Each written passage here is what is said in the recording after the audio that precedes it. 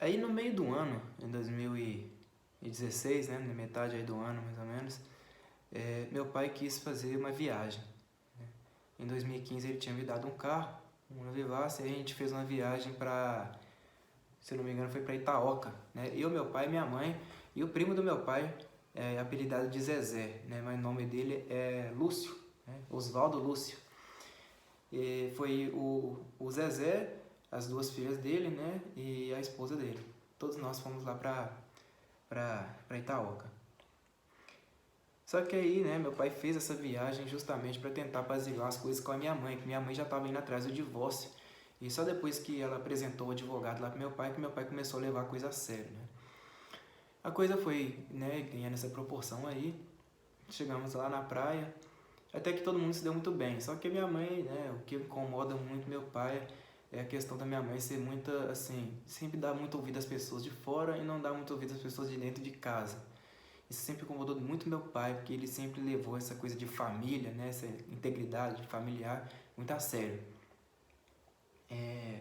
Com isso, teve um dia que meu pai e minha mãe ficaram lá na praia, e aí eu saí com o Oswaldo e a família dele, né, o Zezé e a família dele. Nós ficamos lá na praia, lá na areia da praia. Ele é um cara muito chato, inconveniente mesmo, né, o primo do meu pai, e é um cara muito autoritário e tal. E assim, isso acabou deixando meu pai bem aborrecido, bem chateado.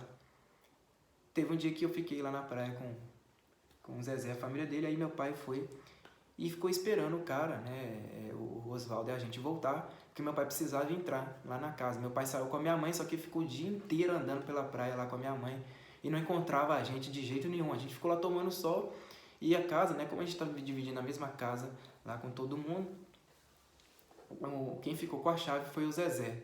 Só que na época, quem estava custeando a casa lá e tudo era o meu pai. Né? Era o meu pai e a minha mãe. E eu acho que o Zezé pagava só uma parcela bem pequena. E quem estava com a chave? O Zezé. E aí meu pai ficou andando na praia com a minha mãe o dia inteiro lá e não achava o Zezé de jeito nenhum. Teve uma hora que a gente foi embora para casa, passando de carro, né? Eu estava dirigindo, aí encontrei com meu pai e minha mãe na rua. Eles estavam torrados assim, né? Todos vermelhos. E foi lá e meu pai pelou com o Zezé. Falou, ó, cadê a chave da casa? Eu vou embora agora. Você é um palhaço, você é um moleque. Né? Você ficou com a chave e eu tô doido para voltar em casa. Você não fala onde tá, né? Some por aí. Você não manda em nada não. Aí foi, o Zezé deu a chave pro meu pai. Meu pai foi para casa, todo mundo foi para casa de volta lá na casa da praia, né? Na casa de praia. E aí meu pai pegou as coisas dele e falou que ia embora. Só que o que minha mãe falou? Eu não vou embora não, eu vou ficar. E aí meu pai ficou extremamente assim, estressado por causa disso, né? Porque pensou que minha mãe fosse apoiá-lo, mas minha mãe foi contra. Não, eu vou ficar, eu vim pra praia, eu fui pra viajar, então eu vim foi viajar, eu vim distrair minha cabeça, então eu vou continuar. E aí meu pai ia embora pra casa sozinho no meu carro. Só que eu falei pro meu pai, não, pai, pode deixar que eu vou contigo, não vou deixar minha mãe fazer isso não, eu vou com você. E aí eu deixei minha mãe lá e fui embora com meu pai. Eu fiquei muito chateado com a atitude da minha mãe, porque não era justa, né? Também não precisava de tudo isso, né? Não precisava ela tratar meu pai com tanta desdém assim. E aí meu pai ficou em casa uma semana, minha mãe continuou lá, rindo à toa, lá na praia, né? E meu pai não gostou disso, meu pai quis voltar, pegou o carro e voltou atrás da minha mãe. Foi lá pra praia também. E eu vi que a relação entre os dois estava muito ruim e eu já sabia do porquê, né? Eu sabia. Primeiro foi a minha questão, né? De 2014 até 2016 eu tinha caçado muita briga, muito problema para minha família.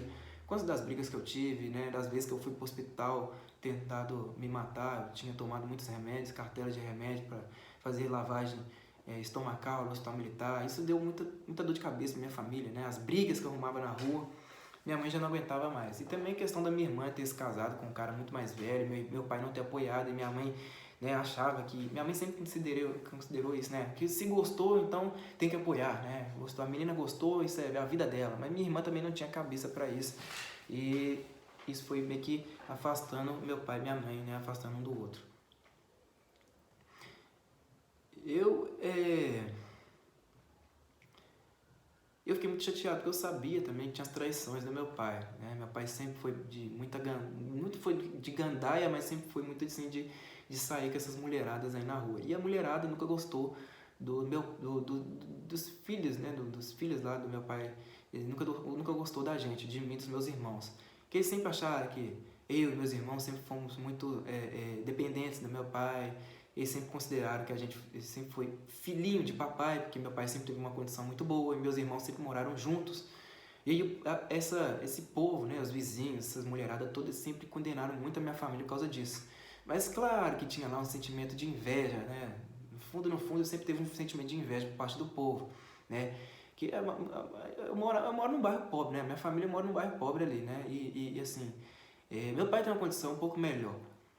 E o povo fala isso meio que com inveja, meio que com raiva, meio com insatisfação, né? Como é que pode, né? O cara, policial militar, aposentar com um pouco mais de 50 anos e conviver com os filhos dele, criando todos eles assim sozinho e pagando tudo, custeando tudo, isso é um absurdo. O cara vai lá e dá um carro pro filho dele.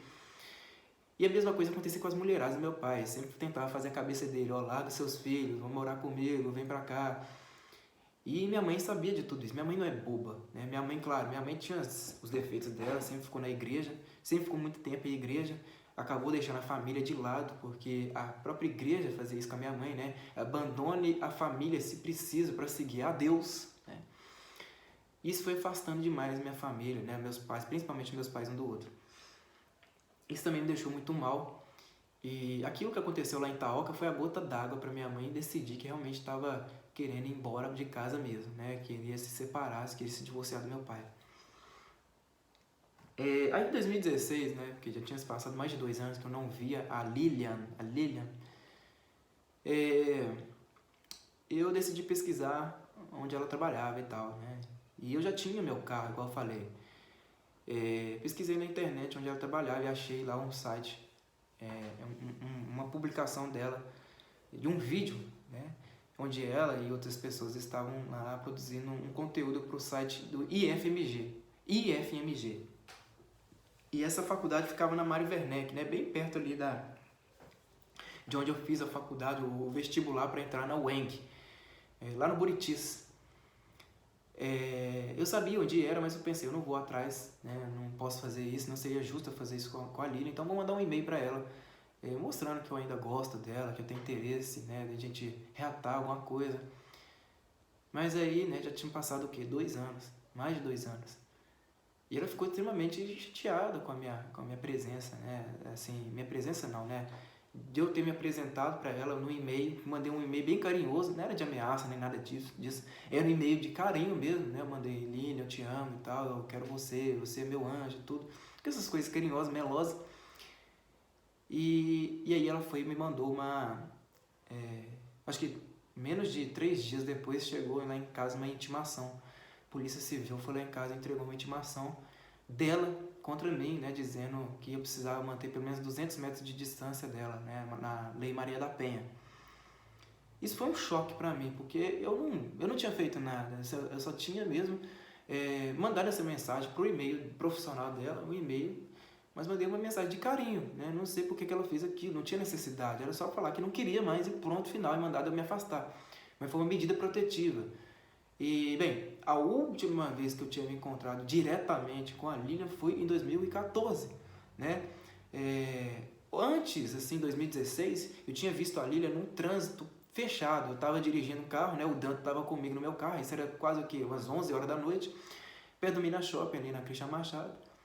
Estava dirigindo, e aí eu vi a Lilian no carro dela, né? Ela, a irmã dela, a Lilian quem estava dirigindo, estava a irmã dela e um cara no banco de trás. E eu passei, tipo, brincando com ela, né? Não fica assim, não, né? Não fica nervosa comigo, não. E aí ela pegou, acelerou o carro, assim, meio que com cara, tipo, você sai fora daqui, não quero ver sua cara mais. E eu relevei, né? Peguei meu carro e continuei seguindo, né? Eu não fiquei perseguindo ela porque o trânsito estava fechado. Eu peguei meu carro e fui embora, eu nem vi onde ela estava mais. Meu amigo Dante estava comigo, ele viu tudo, né? O meu amigo estava comigo e viu tudo. Mas a menina tava tipo, meio que perturbada comigo, com a minha imagem, com a minha pessoa, eu não sei o que. A ponto dela fazer isso, de ter me levado aí. A história foi lá atrás da justiça, né? E aí decidiram aí manter a tal da Lei Maria da Penha contra mim. Foi uma sacanagem assim, sem tamanho. Eu lembro que de 2014 a 2016, tudo que eu fazia era pedir pessoas próximas à Lilian, né? Pra conversar com ela sobre mim. Teve uma vez que eu conheci uma vizinha, uma senhora já de idade, né? Que era muito comunicativa, e aí eu pedi para que ela conversasse com a Lilian por mim, mas aí ela tentou, e aí a Lilian sabia, e ficou brava, ficou chateada. E assim, quando acontecia isso, eu esperava muito tempo para tentar entrar em contato com ela, mas mesmo assim,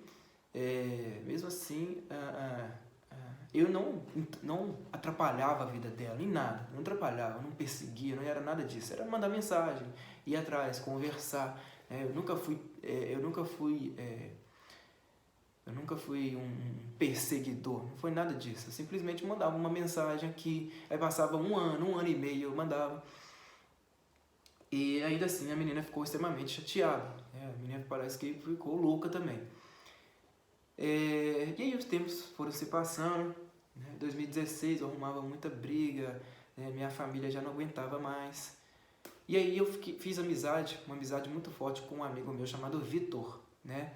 Que se mudou lá pra minha rua em 2014, mas só em 2016 que eu fiz uma amizade muito forte com ele, né? O Vitor, e gostava muito de academia, né? Gostava dessas coisas. E aí me chamava de vez em quando para sair, para dar umas voltinhas lá pelo bairro afora, né? A gente fazia barra junto, né? Às vezes ia pra academia. E o Vitor se mudou lá pro meu bairro, gente, em 2014, num dia em que um colega de infância meu morreu lá na minha rua, né? E foi assassinado vários tiros. E esse colega de infância meu, ele morreu dentro da casa do Vitor. O Vitor estava se mudando para lá e aí acabou que mataram o cara lá, né? Dentro da casa do Vitor. E até hoje a parede lá cheia de bala, né? Cheia de marca de bala. Mataram um colega de infância meu lá da rua, né? Colega nosso lá. Mas depois foi pro tráfico, aí a gente se afastou e aí acabou morrendo com menos de 21 anos de idade, né? Mas eu fiquei muito próximo do Vitor. E o Vitor sabia muito bem da minha vida com a Lilian, né? Do meu passado, que eu contava tudo pra ele. Ele era como se fosse meu melhor amigo.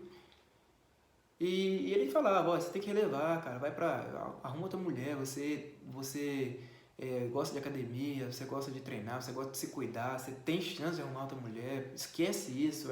E ele meio que fazia minha cabeça para eu esquecer mesmo, de fato. Mas, cara, eu não consegui esquecer, porque foi o único romance que eu tive em toda a minha vida e eu não queria esquecer aquilo, né? Não era uma coisa de perseguidor, obsessivo, mas é muito difícil apagar algo que você viveu assim pela primeira vez, uma coisa inédita, depois de muitos e muitos anos, né? Muitos anos assim de experiência, de vida, de erros, muitos erros, de muitas frustrações, é muito ruim. E aí, em 2016 veio a medida protetiva, minha mãe, minha família não acreditou em mim, por quê? Eu sempre fui de brigar muito, né? Eu sempre fui de arrumar muita encrenca, muita briga, muita discussão. Até 2016, por exemplo, eu tinha arrumado muita briga, inclusive, com meu pai. Briga mesmo, fisicamente, né? E aí minha mãe não acreditou em mim, minha família não acreditou em mim, achava mesmo que a Lilian estava sendo perseguida. Eles não acreditaram em mim. E, cara, é aquela história do lobo das ovelhas, né? Do lobo das ovelhas. Não sei se vocês já viram aquela fábula do menino que fica assim o tempo inteiro, né? Socorro, socorro! As minhas ovelhas estão sendo atacadas por lobos, né? Aí a população ia lá, ia ver se realmente o menino estava sendo atacado, as ovelhas do menino estavam sendo atacadas por lobo. Chegava lá, era mentira, né? Porque o menino, na verdade, ele queria fazer todo mundo dar risada, né? Queria tirar sarro da cara de todo mundo, mas todo mundo achava, nossa, que menino patético. Fez isso 2 vezes. Na terceira vez, realmente as ovelhas foram atacadas por lobos, né? As ovelhas do menino foram atacadas por lobos. E na terceira vez que a população fez, deixou ele pra lá. Então foi mais ou menos o que aconteceu comigo, né? Eu brigava muito, mas não tinha nada a ver com Lilian. Eu brigava na rua porque eu ficava muito tempo na rua, né? Quando eu matava aula na faculdade, eu ia pra rua correr, ia fazer barra, ia conversar com os mendigos lá do bairro, né? Da região lá. Ficava plantada na rua, corria e tal, às vezes deitava lá no banco da praça e arrumava muita encrenca. Mas não tinha nada a ver com Lilian, nem sabia da existência dela. E quando teve esse problema aí, minha família realmente achou que eu estava perturbado por causa dessa menina e que eu tinha feito uma coisa contra ela. E olha só, eu tinha provas lá em casa, né, no computador lá de casa, da minha conversa com a Lilian, porque eu salvei toda a conversa que a gente teve no Facebook desde 2014. Eu salvei toda a conversa. Salvei, mostrei que a gente tinha um relacionamento escondido um com o outro, né? Foto e tudo, eu salvei tudo lá. E tinha testemunhas, porque a própria Lilian falava com a minha mãe que não tinha nada entre mim e ela. Só que a minha mãe sabia que era mentira do menino, que inclusive ela foi lá, né? Ela foi lá em casa, saíamos de carro juntos, tudo. Eu não queria forçar uma relação, não é isso, mas depois que chegou a medida protetiva, eu quis mostrar para as pessoas o seguinte, né, para o povo lá de casa o seguinte: olha, isso daí foi algo injusto, porque eu não fiz nada com ela, realmente, eu mandei só um e-mail, mandei um e-mail carinhoso para ela. Eu sei que foi um erro eu ter mandado um e-mail carinhoso para o e-mail pessoal dela, né, o e-mail profissional dela, porque o e-mail profissional, porque é o e-mail profissional, não devia ter feito isso. Mas, pô, isso não é motivo para pedir um afastamento, né? Uma medida protetiva, porque eu não sou vilão, eu sou uma pessoa comum que mandou mensagem de amor para uma pessoa que sumiu da minha vida há muito tempo, e eu achei que fosse algo mal resolvido, que podia ter como resolver por causa por meio de uma conversa, pelo menos uma conversa. Aí minha família não acreditou em mim, cara, deixei pra lá, né? Até o oficial de justiça foi lá em casa depois, foi em dezembro, né? Mandou eu assinar outras coisas lá e falou: agora deixa ela pra lá, você vive pra cá, ela pra lá, ponto final. E na hora que o oficial de justiça falou isso, eu pensei assim: puxa vida, agora não tem jeito mais, eu não posso fazer mais nada.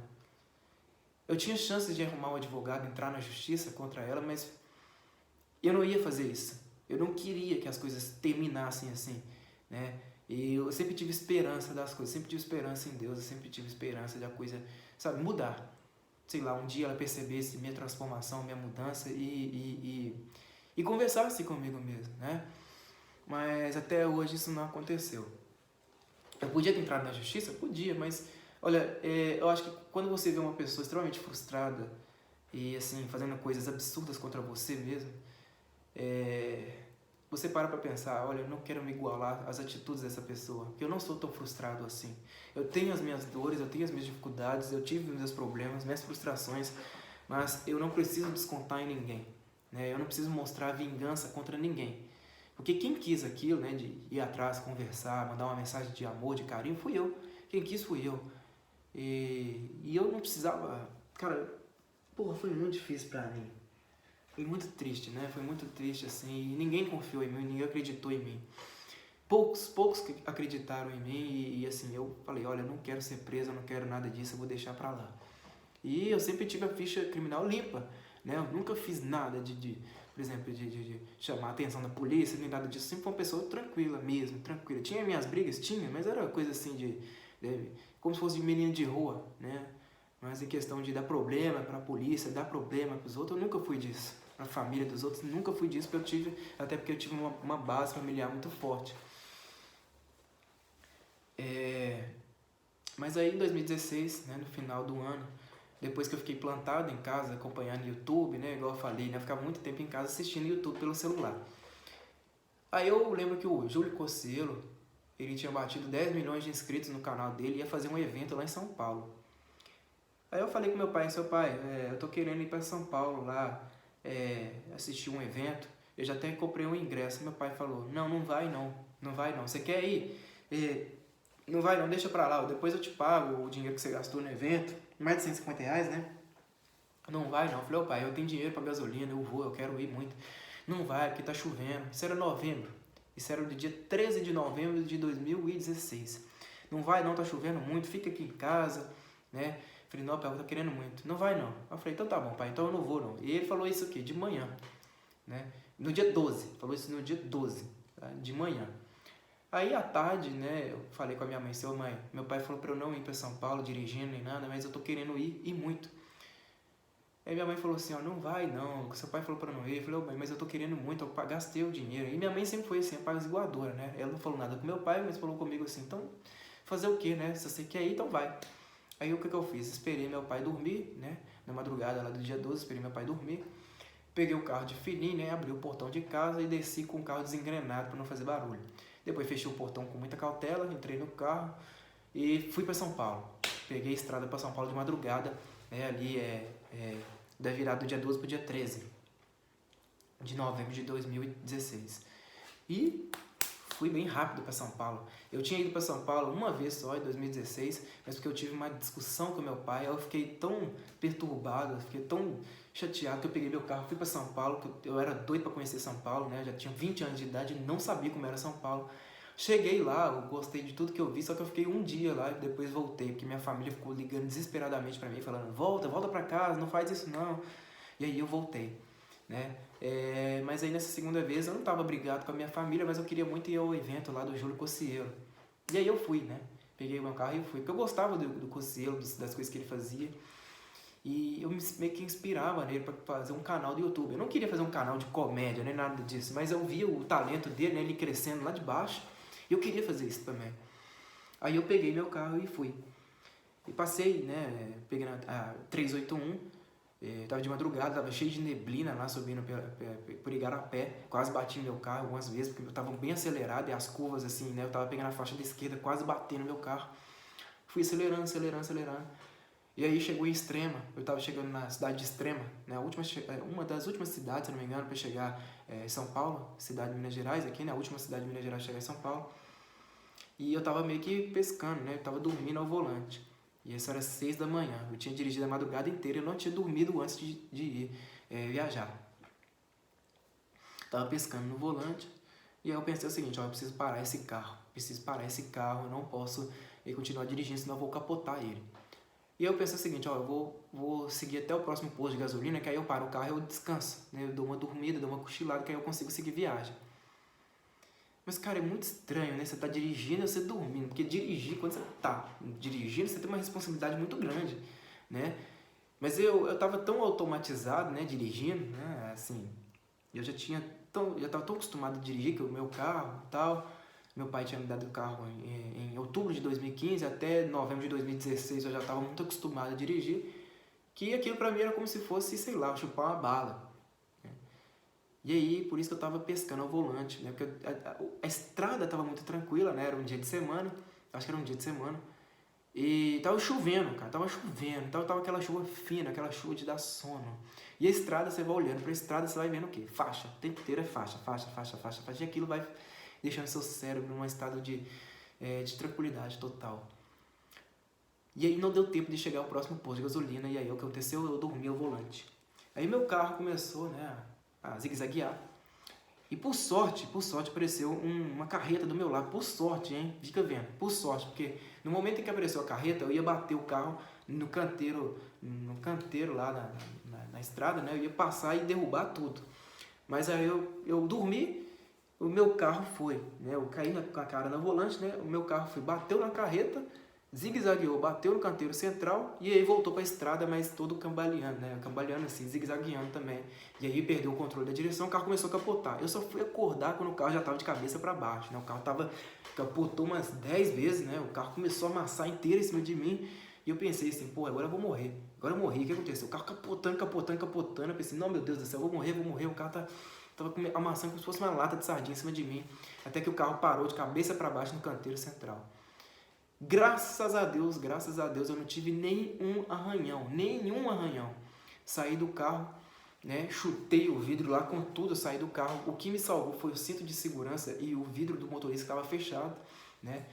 Na hora que eu bati, o carro capotou, né? Eu bati a cabeça no vidro, o vidro bateu no asfalto, era pra eu ter ralado a cara inteira lá no asfalto. Graças a Deus o vidro estava fechado. Tudo do carro eu perdi. Deu PT em tudo. E como é que eu ia explicar essa história pro meu pai? Porque ele nem sabia que eu estava em São Paulo. Eu menti para ele, eu falei que eu não ia viajar, mas eu estava lá em São Paulo já. Quase chegando em São Paulo, né? E aí veio o povo da autopista, né? A ambulância lá da autopista, porque a 381 ali é privatizada, né? Veio o povo da autopista que filma na avenida, né? E aí veio me resgatar. Você tá bem? Eu falei, tô bem. Tem mais alguém no carro? Não tem, não. O carreteiro também desceu e falou, o que é isso? O que aconteceu? Tem mais alguém lá no carro? Eu falei, não tem não, era só eu mesmo. Você tem algum arranhão? Não tem não, tô bem, graças a Deus. E eu desesperado, falei, não, meu pai vai me matar, moço, meu pai vai me matar, eu destruí o carro. Ele, não, esquenta a cabeça que senão o carro é só um bem material, pelo menos você tá vivo aí, graças a Deus. Aí chegou a ambulância, eles quiseram fazer exame em mim, falei, não, tá tudo bem, pode deixar, tá tudo bem, o carro deixa pra lá. Perdi meu carro novinho, meu carro não tinha seguro, né? Meu pai tinha comprado esse carro lá no dia 10 de outubro de 2015, né? Não tinha nem, tinha o quê? Tinha um pouco mais de um ano, né? E um mês, né? Porque o capotamento foi no dia 13 de novembro de 2016. Destruiu todinho o carro, todinho. E aí eu tive que dar um jeito, né? Eu pedi pra mulher lá da ambulância, fiz amizade com ela lá na hora. Falei, ô moça, liga pro meu pai que eu não tô com coragem de ligar pra ele não. Minhas coisas tá tudo espalhadas assim pela estrada fora, né? Perdi tudo, chinelo, notebook, tá tudo espalhado lá pela estrada fora. Eu até consegui pegar algumas coisas, mas outras eu deixei pra trás. Resgatei algumas coisas, peguei, coloquei numa sacola. E aí, a moça foi e ligou, né, pro meu pai. Ô, fulano e tal, seu filho acabou de capotar um carro aqui e indo pra São Paulo. Aí meu pai não acreditou, né, isso era 7 da manhã, meu pai não acreditou. Eu falei, aqui, meu, isso é um trote, meu filho tá dormindo aqui. Aí foi, e a mulher ligou de novo, fulano, seu filho acabou de capotar um carro aqui. O nome dele é Lucas, não é isso? Aí meu pai foi lá no meu quarto, viu, né, que eu não tava lá deitado na cama, viu que meu carro não tava na garagem, aí ele acreditou na mulher. Falou, como que ele capotou o carro? Ele tava vindo aqui em alta velocidade, o carro, ele dormiu no volante, o carro foi e capotou. Aí meu pai não acreditou, né? Meu pai ficou sem acreditar. Falei, como é que o menino faz um trem desse, né? Um menino filho da puta, né? Nível master, né? E aí, o que aconteceu? Manda ele dar um jeito aí pra ele voltar pra casa. Aí, cara, eu lembro que na hora eu tive que ajudar os caras a desvirar meu carro, né? Porque meu carro tava capotado assim no canteiro central, de cabeça pra baixo, né? Da contramão ainda. Virei o carro lá, vi um caminhão reboque. E aí a autopista ela disponibiliza um reboque até o posto mais próximo, né? Aí me deixou no tal de posto Batistella, né? Deixei o carro lá. E aí eu, de lá mesmo, no telefone lá do posto, eu liguei para um reboque. Liguei para o reboque, né? Comprei um lanche lá no posto, liguei para o reboque. E aí um chinês me ofereceu lá levar o meu carro de volta para BH todo capotado por R$ 1.500. Aí eu combinei lá com minha mãe e com meu pai. E o chinês falou que só aceitava dinheiro vivo, pago na hora. Puta que pariu, o que que eu vou arrumar? Levou o carro, levou a BH de volta. Cheguei de 7 da manhã, fiquei viajando lá de 8 da manhã, mais ou menos, até 5 da tarde que eu cheguei em BH. E aí era isso mesmo, 8, 9 da manhã mais ou menos, aí cheguei em BH. Eu tava lá dentro da cabine do caminhão reboque com o chinês. E aí meu pai e minha mãe tiveram que desbancar R$ 1.500, assim, né, dinheiro vivo pro cara conseguir como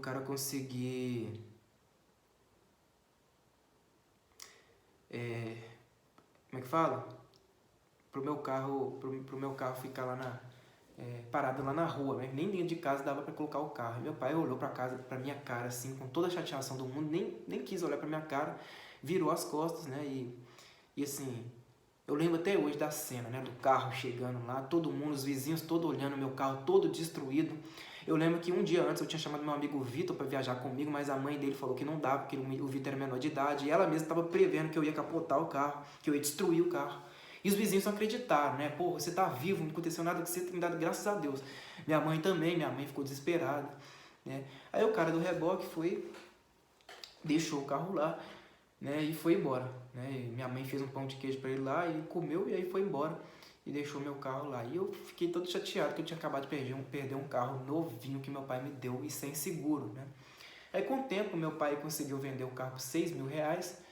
E aí eu comprei um Uno antigo, né? O Uno que eu tenho até hoje, inclusive. É um Uno 95 Mille EP 4 portas. Eu tenho esse Uno até hoje, eu sou apaixonado por esse carro.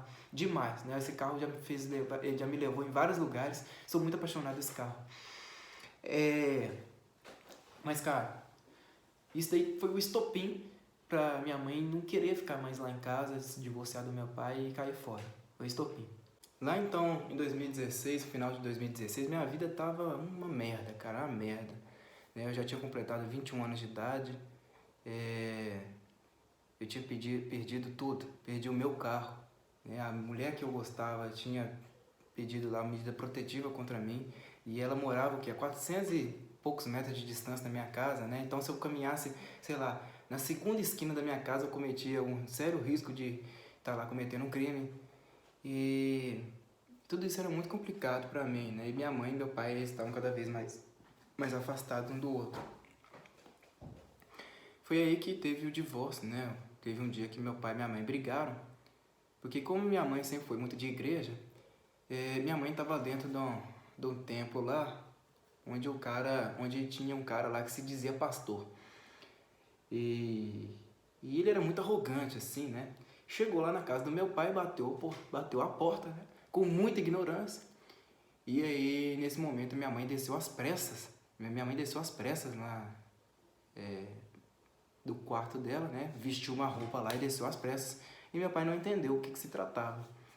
E aí, na hora que minha mãe abriu o portão, o cara foi lá falar com a minha mãe o seguinte: por que você não foi lá abrir a igreja, né? Falou assim com a minha mãe. Por que você não foi na igreja lá às 5 horas e tal? E aí meu pai meio que ficou sem entender, né? Mas deixou pra lá. E aí minha mãe voltou. E aí meu pai quis tirar satisfação com a minha mãe. Eu falei: por que esse cara veio bater aqui no portão, nessa grosseria toda? Quem que esse cara é? Meu pai não entendeu. E aí minha mãe ficou brava com meu pai. Foi contra o meu pai por causa disso, né? Mas minha mãe, pelo menos, eu acho que deveria ter falado, ter explicado o que estava acontecendo. Vem um sujeito que ninguém sabe quem é, bate lá no portão de casa e obrigando minha mãe a voltar lá para a igreja, como se fosse assim, né? Você tem obrigação de largar sua família e ir para lá, para a igreja agora, né? E minha mãe foi para lá, para um lado, para o outro, para lá de casa, né? Às pressas para atender o cara, né? Ninguém estava entendendo isso. O resultado foi uma briga muito grande entre meu pai e minha mãe, uma briga muito feia lá, discussão, né? Teve uma discussão muito feia. E aí não sei o que aconteceu, que uma coisa que um disse pro outro lá foi estopim, a ponto do meu pai falar que minha mãe ia embora de casa. Meu pai falou isso diretamente com a minha mãe: pode ir embora da minha casa. E os dois tinham o quê? 30 anos de casado, né? Foi o quê? Foi de 1985, igual eu falei, né? Até 2016, né? Mais de 30 anos de casado, quase 31 anos. E aí minha mãe pegou as coisas dela, né? O meu irmão mais velho ajudou minha mãe a catar as coisas dela. E aí minha mãe saiu de casa. Minha mãe foi morar em 3 lugares. Morou com a minha irmã mais nova na casa lá do cara que era muito mais velho que ela, né? Depois de um tempo foi morar com a irmã dela, né? A Denise, minha tia Denise. E depois foi morar com a minha irmã mais velha, Rebeca, que já tinha se mudado, estava morando com um cara lá, o meu genro, né? O Daniel.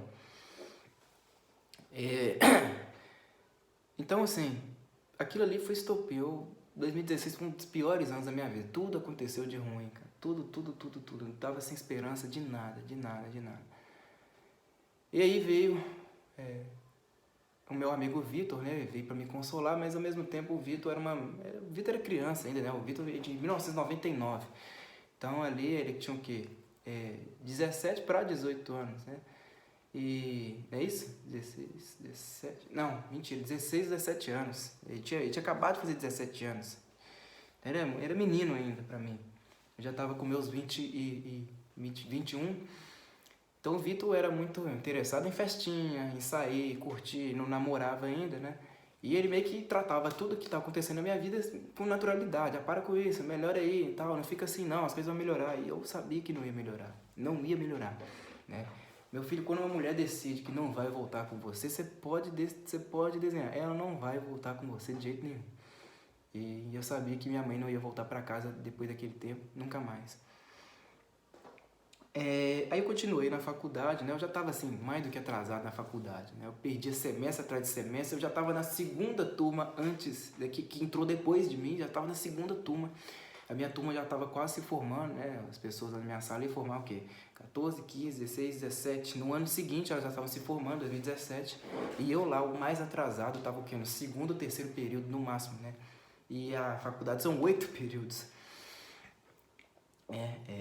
Assim, enquanto as pessoas já estavam em 2017, eu estava lá em 2014, 2015. Estava em 2015 ainda. E eu não tinha dinheiro, não tinha profissão, não tinha nada. Eu era um Zé Mané, um Zé Ninguém. Até uns 20 e poucos anos de idade. Sem dinheiro, sem nada, sem vida, sem estrutura, sem porra nenhuma, sem nada. E aí, 2017, de 2016 a 2017, eu me lembro bem que o meu pai fez muita amizade com a pastora, né, da igreja que a minha mãe fazia parte. Só que minha mãe saiu da igreja, largou tudo. Minha mãe mudou de casa, mudou de vida, esqueceu todo mundo, abandonou a vida que tinha com meu pai, abandonou tudo. Não queria saber de ninguém. E aí meu pai tentou fazer amizade com a pastora, porque meio que se arrependeu, né? E tentou fazer amizade com a pastora para entender mais ou menos como é que era a vida cristã, né? Meu pai nunca foi de igreja. E aí viu que na verdade se tratava de estelionato lá dentro, né? Que a pastora, na verdade, ela usava minha mãe, e que esse cara que foi lá em casa bater o portão chamando a atenção da minha mãe era um outro lá, um dito escritor, mas não é escritor bosta nenhuma, que escreveu um livro lá, um livreto sobre dízimo, né? Dizem que ele era um homem muito culto caralho, culto sou eu, culto são os meus amigos, né? Culto são as pessoas que eu acompanho aqui no YouTube, né? Realmente sábias. Aquilo ali é um palhaço metido a entendedor que escreveu um livreto dessa finura aqui, né? Alguns fascículos de merda, né? Na opinião dele, e acho que é culto, mas não é culto merda nenhum. E aí, meu pai foi lá e descobriu que o cara, na verdade, era um charlatão que queria tomar dinheiro da minha mãe e queria tirar dinheiro, inclusive, do meu pai, que meu pai sempre ganhou muito bem, né? Meu pai é policial. Ele se aposentou em 2010, então ele se aposentou como oficial da PM e queria lá tirar 10% do dinheiro do meu pai, também da minha mãe, e também do povo lá de casa. Vocês tinham que ver, o cara continuou indo lá em casa depois que minha mãe foi embora, teve uma briga lá, meu pai convidou o cara pra ir lá, como é que meu pai é bonzinho, né? Convidou o cara pra ir lá, o cara foi lá, e meu pai notou que na verdade que o cara não passava de um vigarista, né? Um palpiteiro, um charlatão, um enganador, estelionatário, vagabundo, vigarista. Mas mesmo assim, né? Meu pai continuou aprendendo, né? Meu pai pegou a Bíblia e começou a ler a Bíblia sozinho, né?